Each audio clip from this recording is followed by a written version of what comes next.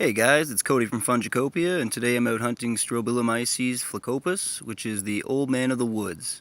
And it's a really fitting name for these guys. These are part of the bolete family, so that's kind of unique. They are very different than all other boletes. You can see these furry little tufts that they have on them, and the enrolled margin of tufts. They also have a stem that snaps like the kneecap of someone being punished in a 1970s gangster flick. So I'm not sure if you can hear it, but it's kind of unique. So they're very soft and tender. The caps are. The stems are actually quite firm, and this margin around the outside, these furry tufts, they're really unique. The color of these guys is really unique. The old man of the woods is a very fitting name for these guys, being white, black, and gray. They grow predominantly with oak, and this is an anomalous year. We actually have a ton out this year. Most days you'd be lucky to find, a handful of them. This year I'm picking like 20-30 pounds in a day. And it's a great idea to keep the nice firm specimens, the nice younger specimens, and leave the older ones to continue dropping their spores. Yeah, we're gonna head out and go have a good day of this will be my second harvest of these guys this year, so really anomalous year. I can't believe how much is out. I've picked more already this year than I have in the last 10 years, so really strange, and I'm really happy about it. So that's the old man of the woods. Unless you see those flushes. Hey Shadow, this is the last one, buddy, then we'll go rest, okay? That's a beautiful black rose. Pretty. So this is the bottom of Old Man of the Woods, and if you look at the pores, they're actually absolutely stunning. They're so beautiful. And these guys actually bruise brown, so I'll show you here. I'll just give this one a little scratch. And you will see this will turn brown. Like that. So the spores are white to yellow, but if you just give them a little scratch, you'll see within about 10-15 seconds they turn fully brown. There we go. Beautiful mushrooms. These are unlike any other boletes. They're totally in a league of their own. Alright, so today I'm out with my boy Rick, and we have found the mother lode of Old Man of the Woods. This is the biggest flush I've ever seen of these. And here's my boy Rick. And we're having a great day out here. There's 4 right here. These little guys here are just starting to come up. And I'll take you over here quick and show you some of the big clusters. And these are so rare to find in groups. And today is just, they don't really look like a top gourmet edible, but they actually are delicious. They have a really earthy taste to them. They're very meaty. Oh, there's a couple more up here too. I can't believe what we're finding today. There's so many of them out. And they're in mint condition. There's 4 right there. 3 and a 4th. Check these out. What a beautiful day. 2, 3, 4.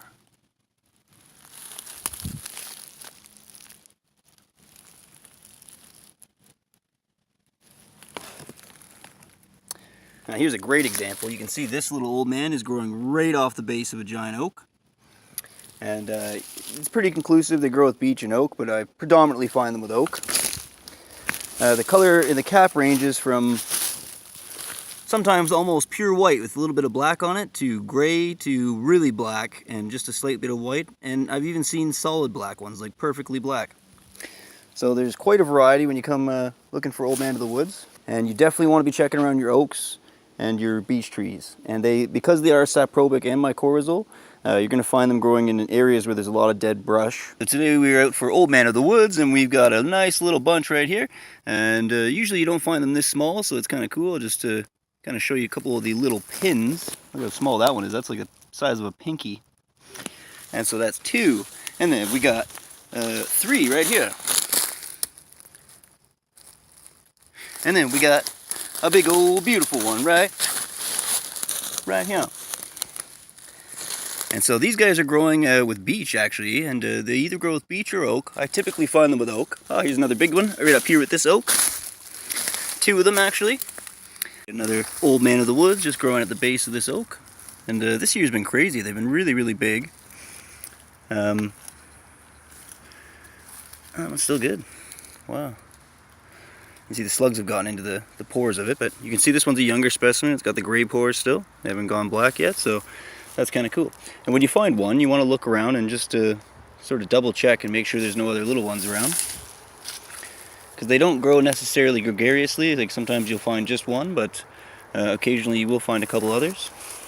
And this time of year, oak and beech are definitely your two favorite allies in the forest. They always grow out of wood, that's the other thing. So if you find them on the ground, they're actually growing out of a piece of wood underneath the ground. And you can see they're always gray on the underside. They've got gray to white pores. If they're younger, they've got white pores. This is a perfect specimen. They usually tend to be bug-free too, which is kind of cool. Always like seeing that with boletes. The only thing that likes them is these slugs. Okay, here we got the old man of the woods. This is probably the biggest specimen I've ever seen. It's just massive. We got it growing right next to some beech and some pine, but this is definitely growing with the beech. And yeah, they don't normally get this big. This is a huge one. It's still in really good condition. You can actually see the spores, the remnants, these little flaps coming down here. Those are actually some of the spores that drained out the bottom. So maybe now you can hear the snap.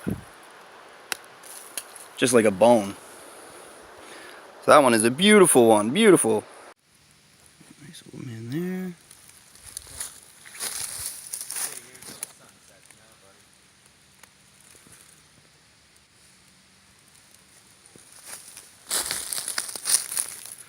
Tons and tons and tons of old man of the woods. This is just an absolute crazy, crazy day. So the old mans are actually really unique because they are saprobic, which means they like to eat wood or ingest wood.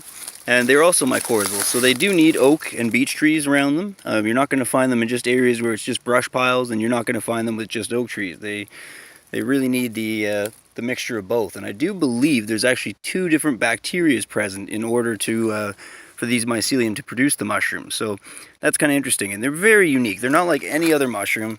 They have these little velvet sort of strands of fluff on them. Very, very tender cap. The tissue is extremely soft, but then the stipe of them is very, very dense. Like unlike most boletes, it's not soft at all. You can't bend it. It's not malleable at all. And listen to the snap. Here's a double one. That's kind of cool. Two growing off one.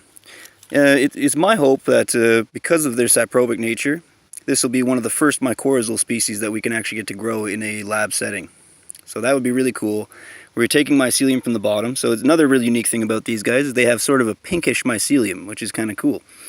So me and Rick are going to keep foraging today. We've already got probably 10 pounds of these, which is unheard of. In all my years of picking, I've never found an abundance like this.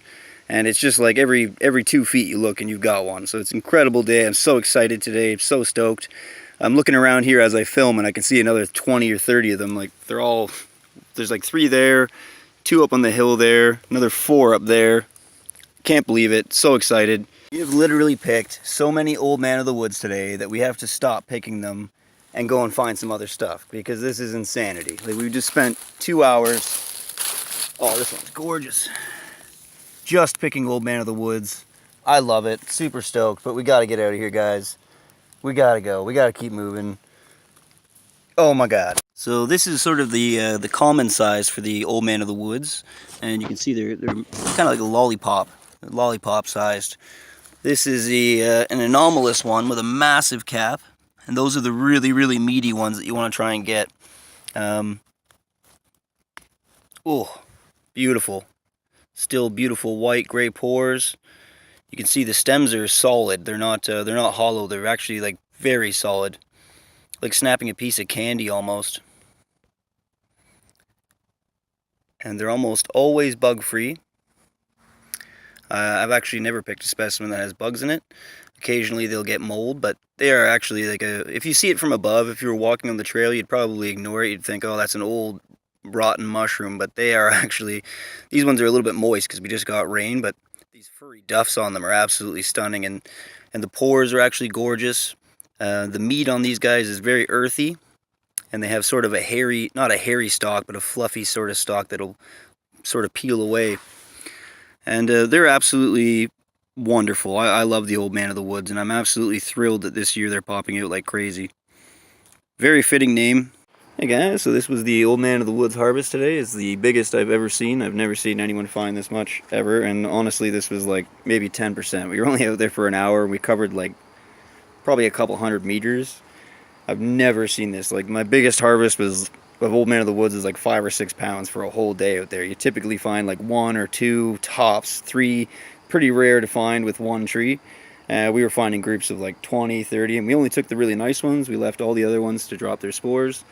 And honestly, we could have picked like probably 5 times this much. So it was pretty crazy. Just like breaking knees. I said, give me the money, Lebowski. Oh, that was a song. Lebowski's soft.